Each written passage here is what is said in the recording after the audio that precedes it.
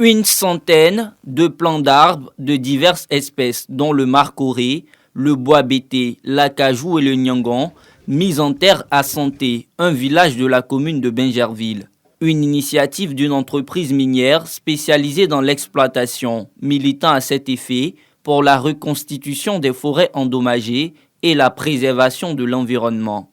À travers ce planting d'arbres, nous voulons pérenniser l'œuvre que nos parents ont eu à faire d'abord. Et aussi, à chaque être humain, nous dédions un arbre. C'est l'essentiel de l'action que nous avons voulu mener.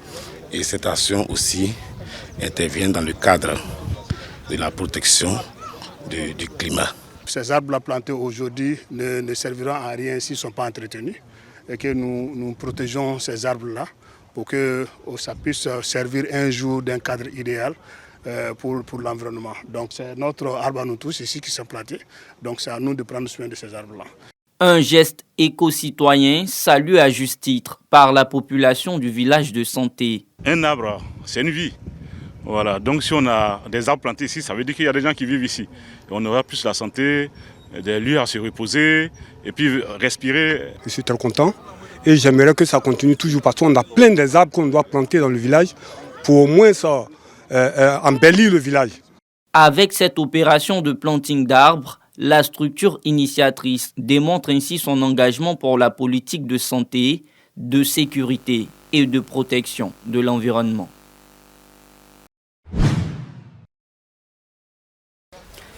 Outils d'assainissement en main, notamment des balais, d'abats, machettes, râteaux, les agents du centre hospitalier région d'Agoville, sous les instructions du directeur de cet établissement sanitaire, ont effectué une opération de salubrité dans la cour de l'hôpital, dans les bureaux de consultation, l'administration, les salles de soins et de mise en observation. CHR d'Agoville, nous faisons de l'hygiène également notre propriété, notre priorité. Nous faisons de l'hygiène, nos chevaux de bataille dans le but de mettre à l'aise notre population. Cette opération d'assainissement de l'hôpital et d'amélioration du cadre de travail est appréciée par les agents du CHR.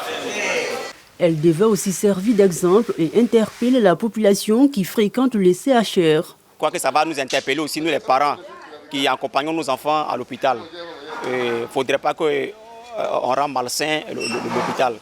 Les eaux qu'on boit dans les sachets, il ne faudrait pas qu'on les jette dans les désordres, qu'on les met dans une poubelle.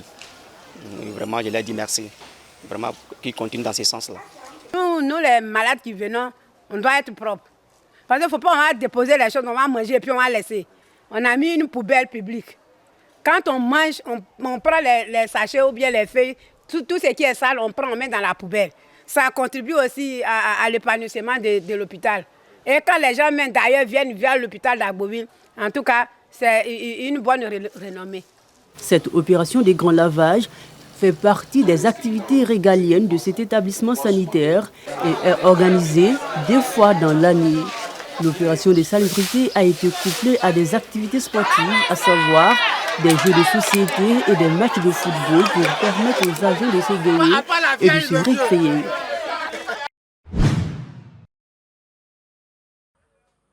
Espace maraîcher de Bamoro.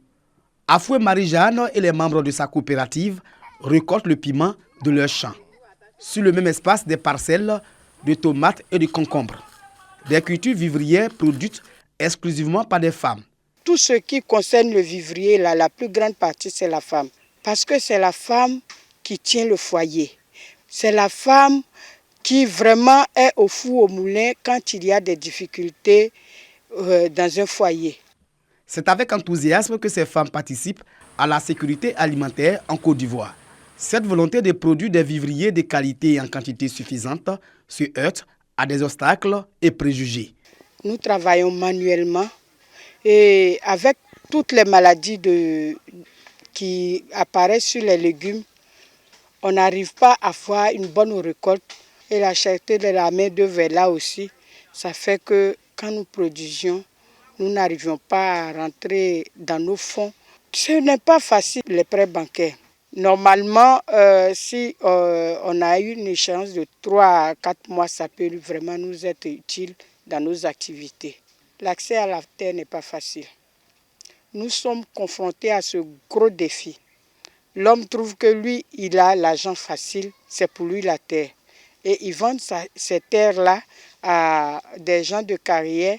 Loin de ces sites agricoles, une usine de transformation du manioc en produits dérivés.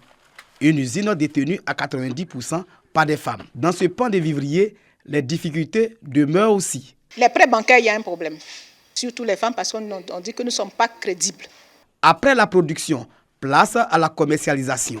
À Boaké, le marché de vivriers par excellence reste Bromakoté. Ici, les femmes sont les détentrices des lieux. Agua Antoinette est commerçante du vivrier depuis 1987. Elle et ses camarades sont aussi confrontés à des difficultés. On souffre, il n'y a pas d'appâtable.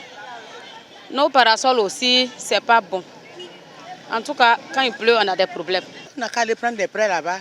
Quand ça ne marche pas, tu vas aller prendre, non. Ils vont venir derrière toi. Donne mon argent. C'est ça qu'on a peur là. Sinon, on a besoin de ça même. Prêts bancaires, taux élevés et courte échéance de remboursement. Marché inadapté aux vivriers. Questions foncières, mécanisation de l'agriculture. Autant d'obstacles pour ces productrices, commerçantes et transformatrices du vivrier. Tout en remerciant l'État pour les efforts consentis, elle demande les meilleures conditions de travail à l'occasion de la Journée internationale des droits de la femme. Ce que je demande, c'est qu'il y ait une banque des agriculteurs. Aujourd'hui, le monde agricole, c'est ce monde-là qui nous nourrit. Et le monde de la transformation, c'est ce monde qui nous nourrit. Concernant le taux d'intérêt, les échéances au niveau des banques, vraiment que l'État ivoirien voie un peu ce côté. Concernant le problème foncier aussi, nos autorités villageoises ont besoin de formation. On demande au nouveau maire de Boaké que, en tout cas, il n'a qu'à essayer de voir le nouveau marché, il n'a qu'à faire vite, on va rentrer. En Côte d'Ivoire, la production, le transport, la commercialisation et la transformation des cultures vivrières restent aux mains des femmes.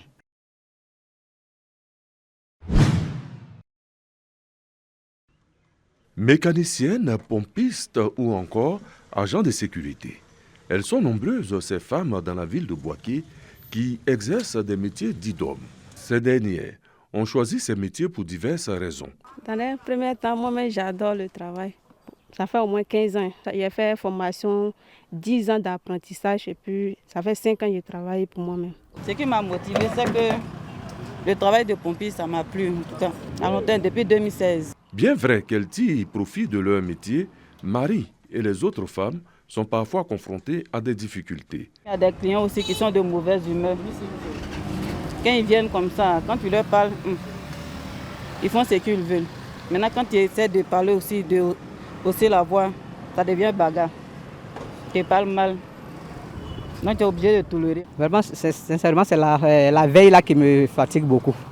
Sinon, les autres boulots, il n'y a pas de problème, je gère ça tranquillement. Aussi, avec l'âge, vraiment, c'est pas facile. Ça pour dire à l'État que, en tout cas, il y a les mêmes, c'est pas moi seul, il y a les femmes aussi, ils sont dans le domaine, ils ne gagnent pas quelqu'un pour les aider. Quand c'est comme ça, si la personne n'a pas l'esprit fort, il change de métier, parce qu'il se dit que non, domaine que je suis dedans, je ne sais pas qui peut m'aider. Loin des préjugés et des stigmatisations, pour ces femmes, leurs métiers sont une source d'épanouissement et d'émancipation. Les filles, là, quand ils me voient, ils m'encouragent, mais eux-mêmes pour venir travailler là, ils ne gagnent pas courage, mais pourtant il n'y a rien dedans. C'est la même chose comme la coiffure. Moi, je les encourage de venir faire comme moi, puisqu'aujourd'hui, moi-même, je me prends en charge. Les prestations sont appréciées par les hommes qui ne manquent pas d'encourager ces femmes. Elle travaille bien. Ce que j'ai noté, surtout chez elle, c'est son honnêteté. Elle est honnête dans le travail et puis elle prend son travail vraiment au sérieux. Ces femmes, à travers dévouement,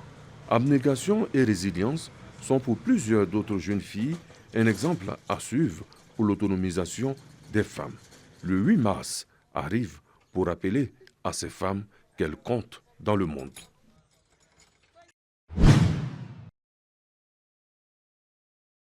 À Boaké, l'autonomisation des femmes, notamment les veuves, est une priorité de l'ONG MCCCI, Main et Cœur Charité Côte d'Ivoire.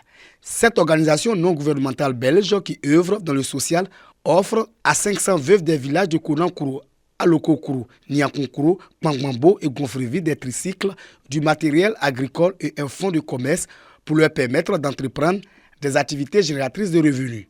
Au cours de la cérémonie des remises, plusieurs femmes ont aussi reçu des complets d'épargne.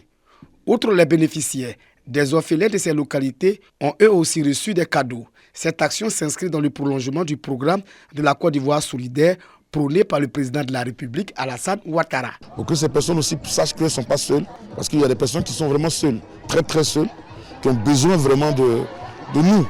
Et nous sommes là pour leur apporter un petit rayon de soleil dans leur vie. La marraine de la cérémonie félicite les donateurs pour cet élan de solidarité. Je suis profondément touchée par la générosité et par la solidarité dont vous faites preuve envers les personnes les plus vulnérables de notre communauté. En tant que marraine, je m'engage à contribuer, à soutenir et à promouvoir les actions de notre ONG MCC et j'invite chacun d'entre vous à faire de même. Ensemble, nous pouvons accomplir de grandes choses et apporter un rayon de soleil dans la vie de ceux qui ont le plus besoin. Créée en 2020, l'ONG Main et Cœur Charité Côte d'Ivoire œuvre à la promotion de la paix, de l'unité et de l'autonomisation de la femme. Une autonomisation qui passe par la formation, l'accès aux services de santé reproductive, l'alphabétisation et la participation au développement.